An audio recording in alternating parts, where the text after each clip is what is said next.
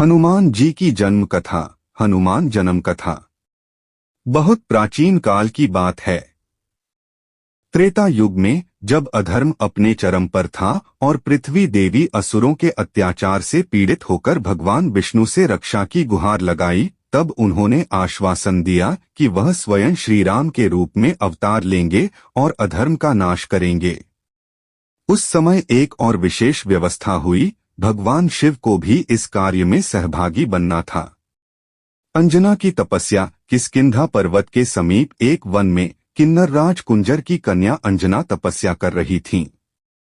अंजना पूर्वजन्म में एक अप्सरा थीं, जिन्हें एक ऋषि के श्राप के कारण पृथ्वी पर जन्म लेना पड़ा था। उन्हें कहा गया था कि जब वह भगवान शिव को पुत्र रूप में प्राप्त करेंगी तभी श्राप समाप्त होगा।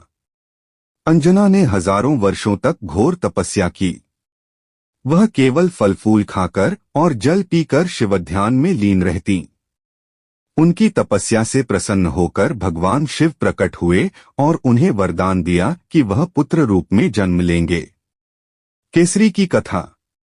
अंजना का विवाह वानर राज केसरी से हुआ था, जो सुमेरु पर्वत के राजा थे। केसरी पराक्रमी, धर्मनिष्ठ और अत्यंत शक्तिशाली थे। यद्यपि दंपति धार्मिक और पवित्र जीवन जीते थे, उन्हें संतान की प्राप्ति नहीं हो रही थी। हनुमान का दिव्य जन्म। उसी समय देवराज इंद्र के आग्रह पर वायुदेव ने भगवान शिव की आज्ञा से एक दिव्य योजना बनाई। जब महाराज दशरथ पुत्र प्राप्ति के लिए यज्ञ कर रहे थे, तब उन्हें यज्ञफल खीर प्राप्त हुआ। उसी खीर का अंश जब कौशल्या, सुमित्रा और कैकेयी को दिया गया, तभी एक बाज उस खीर का अंश लेकर उड़ गया। वायुदेव के संकल्प से वह खीर का अंश अंजना के पास गिरा, जो ध्यान में लीन थीं। अंजना ने उस दिव्य खीर को प्रसाद समझकर ग्रहण किया। उसी क्षण भगवान शिव का अंश उनके गर्भ में प्रवेश कर गया। वायुदेव ने उस संकल्प को पूर्ण किया। इस प्रकार अंजना को एक दिव्य बालक की प्राप्ति हुई, जो कि भगवान शिव का अवतार थे और वायु के संकल्प से जन्मे थे। इसी कारण उन्हें वायुपुत्र और मारुति भी कहा जाता है। बाल्यकाल की घटनाएं। हनुमान बचपन से ही अत्यंत चंचल, उत्साही और बलशाली थे। एक बार उन्होंने सूर्य को उगता हुआ लाल फल समझकर निगलने के लिए आकाश में छलांग लगा दी। यह देखकर संपूर्ण सृष्टि में अंधकार छा गया। तब इंद्रदेव ने वज्र से उन्हें मारा, जिससे वह पृथ्वी पर गिर पड़े और उनकी ठोड़ी हनु टूट गई। तभी से उनका नाम हनुमान पड़ा। वायुदेव अपने पुत्र के घायल होने पर अत्यंत क्रोधित हो गए और वायुमंडल को स्थिर कर दिया। सभी प्राणी सांस नहीं ले पा रहे थे। तब सभी देवताओं ने मिलकर हनुमान जी को अमरता, अजेयता, ज्ञान, बल, यश और भक्ति जैसे वरदान दिए। भगवान ब्रह्मा, विष्णु, शिव, इंद्र, यम, वरुण, अग्नि, कुबेर आदि ने हनुमान को अनेक दिव्य शक्तियां दी। शिक्षा और ज्ञान।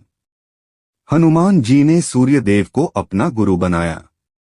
उन्होंने सूर्यदेव से सभी वेद, शास्त्र, आयुर्वेद, युद्धकला, व्याकरण, योग और नीति शास्त्र सीखा।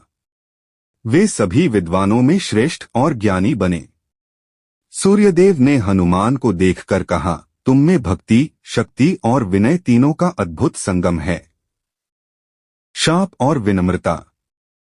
हनुमान की चंचलता कभी कभी उन्हें अनुचित व्यवहार की ओर भी ले जाती थी। ऋषियों ने उन्हें चेतावनी दी, पर वे भूल जाते। तब कुछ ऋषियों ने उन्हें यह शाप दिया कि वह अपने बल और ज्ञान को तब तक भूल जाएंगे जब तक कोई उन्हें स्मरण न कराए। यह शाप हनुमान के अहंकार को समाप्त करने के लिए था और यह भी तय था कि वह समय आने पर उन्हें सब याद आ जाएगा। राम भक्ति की शुरुआत। कालांतर में हनुमान जी की भेंट श्री राम से हुई। जब श्री राम सीता माता की खोज में दक्षिण की ओर आए, तब हनुमान ने उन्हें पहली बार ऋष्यमुख पर्वत पर देखा। हनुमान को पहली ही दृष्टि में ज्ञात हो गया कि यही वे प्रभु हैं जिनके लिए वह जन्मे हैं। हनुमान जी श्री राम के आज्ञाकारी सेवक, मित्र और पराक्रमी योद्धा बनकर उनके साथ रहे। उन्होंने लंका जाकर सीता माता का संदेश लाया, संजीवनी बूटी लाकर लक्ष्मण को बचाया और अंततः रावण का नाश करवाने में महत्वपूर्ण भूमिका निभाई।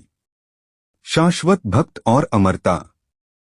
रामायण के युद्ध के बाद जब श्री राम अयोध्या लौटे तब उन्होंने हनुमान जी को अजरमर और चिरंजीवी होने का वरदान दिया।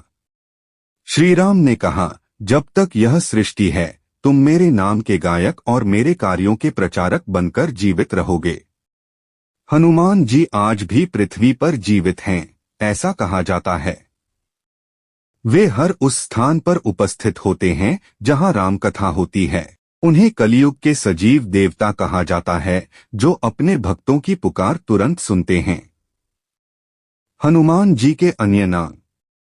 1 मारुति वायुदेव के पुत्र होने से 2 अंजनेय माता अंजना के पुत्र 3 पवनपुत्र वायु के संकल्प से जन्म 4 रामदूत श्री राम के संदेशवाहक 5 महावीर अद्भुत पराक्रम के प्रतीक 6 बजरंगबली वज्र जैसे शरीर वाले 7 चिरंजीवी अमर और सदा जीवित रहने वाले।